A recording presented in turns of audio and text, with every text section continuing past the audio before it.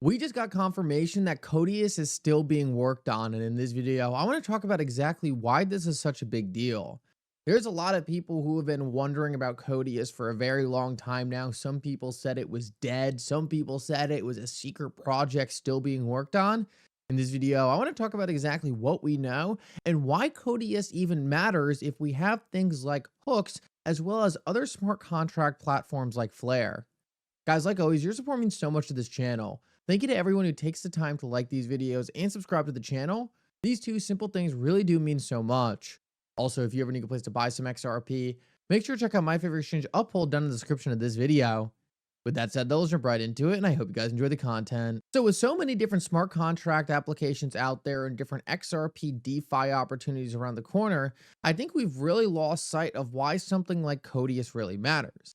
Now, we have FLR right around the corner, which is going to offer XRP DeFi, which is extremely fascinating. But ultimately, that's not native smart contracts on the XRP ledger chain. You still need to take XRP, mint FXRP, and then you can use FXRP in the FLR ecosystem. This is an absolutely amazing product and is going to be game-changing, but it's not native smart contract functionality on the XRP ledger. The other thing that we have that's right around the corner is the EVM sidechain, but once again, this abstracts the smart contracts into a sidechain. Another sidechain we have is the Zhao network. Once again, these are hooks on a sidechain, and it's abstracting the smart contracts away from the XRP ledger. One of the other arguments I hear all the time is why not just put hooks on the main chain? Now, while this seems like a very convincing argument, there seems to be one big issue, and that is fee escalation. David Schwartz is extremely worried about the increased fees that could be created by hooks being put on the main chain.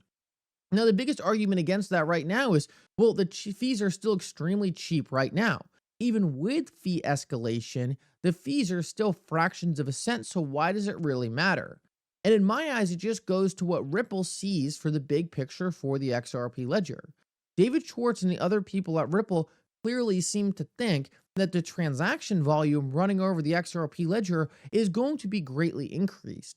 And even that small escalation in the fees caused by the hooks network could defeat the XRP ledger's primary use case of being a fast and efficient way of payments. If they didn't think the XRP ledger was going to gain this mass adoption, if they didn't think the XRP ledger was going to be handling drastically more transaction volume, it doesn't make any sense on why you wouldn't implement something like hooks. So I think Ripple and the team there wants to make sure that over anything else, the XRP ledger remains the best blockchain for payments. And if you were to implement something like hooks that could have an uncertain effect on those transaction costs, you could destroy the XRP ledger for what it's best at, fast and efficient payments.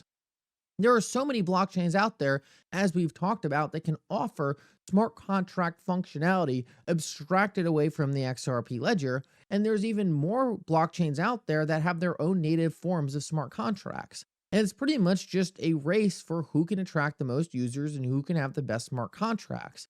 But there's only one blockchain really focused on payments. Okay, well, maybe two, XRP and XLM. And I really do think it's important for XRP to keep this status and remain a fast and efficient blockchain throughout the entire future, no matter how much volume we see coming in. So that begs the question of why is Codius so interesting? Why do so many people talk about Codius? And the fact of the matter is Codius's promise is it would be a way to add smart contract functionality to the XRP ledger in a scalable way that wouldn't have the same fee escalation issues that we see in the hooks network. Now, it's important to realize that Codius is really yet to materialize and be anything we could really take a deeper look at and really talk about in how it would compare. But if it really could reach this ultimate vision of adding smart contracts to the XRP ledger natively without running the risk of this fee escalation we talked about, that could be a home run.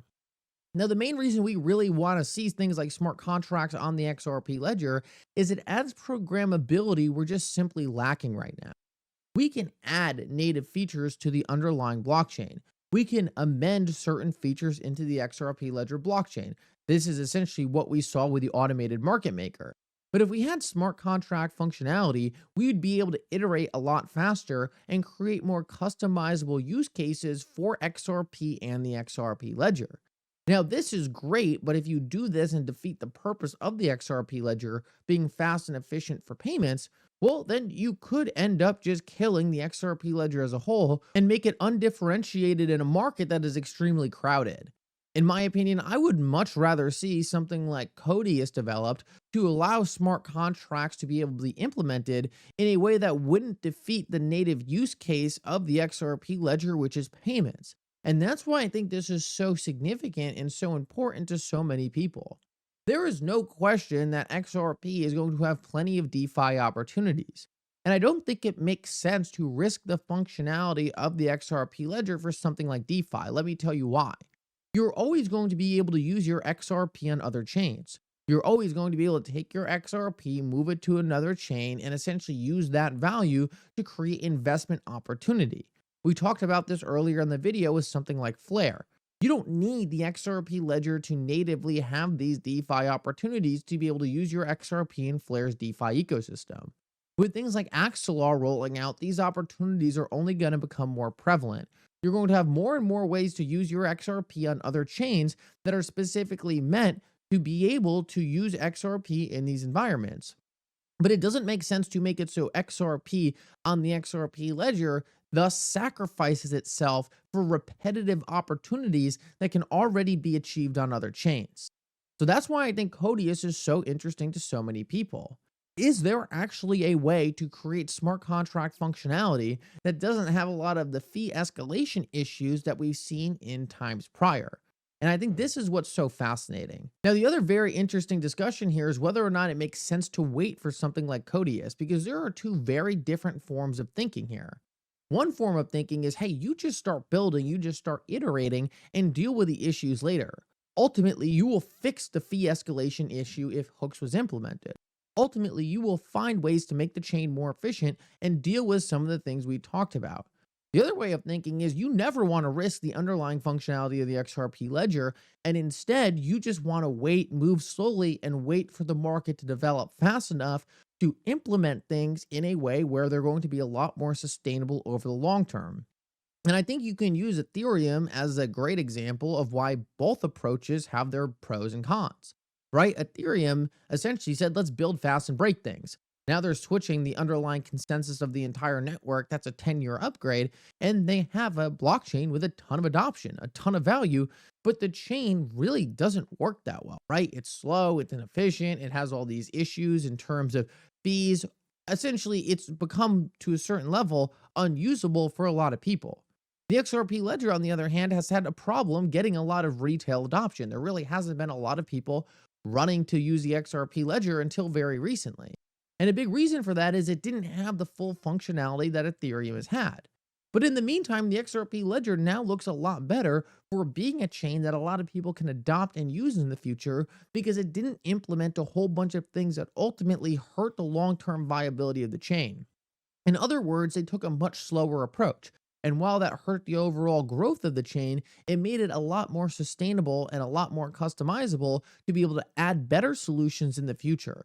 So the question is waiting for Codius something that's going to allow the XRP ledger to achieve a lot of the programmability we have seen with Ethereum, but in a much more risk mitigated way, or in a way that won't hurt the underlying value of the XRP ledger itself?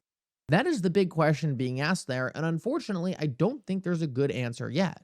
Even someone like David Schwartz has said multiple times, I'm still trying to be convinced on whether or not smart contracts are needed on the XRP ledger and if it's the right way to go. So clearly, not even the smartest people in the space have yet to be convinced on whether or not Codius, smart contracts, hooks, what is the best approach for adding programmability to the XRP ledger. But I think I'm firmly convinced that ultimately you are going to want to have some kind of programmability on the XRP ledger. A lot of different institutions are going to require some form of programmability, some kind of smart contract, some kind of programmability on the native chain. It just gives you so many new opportunities to say, hey, the XRP ledger does 80 to 90% of what I need, but I just need some custom logic to make that last 10% work. This can be done in a centralized way, but it just seems to me like we're moving pretty far away from centralized solutions, and decentralization really does help in a lot of these applications. So I do think the XRP ledger is going to get some light form of smart contract functionality. But I think it's important to realize that I don't think anyone really knows what this solution is going to be. The idea that Codius is being brought up, I think, makes a lot of people interested. Hey, maybe that's going to be the thing that gives us the smart contracts in a way that's sustainable and not going to hurt the long-term value of the XRP ledger in general. Guys, I hope this video really helped you understand the thought process of why something like Codius is so significant.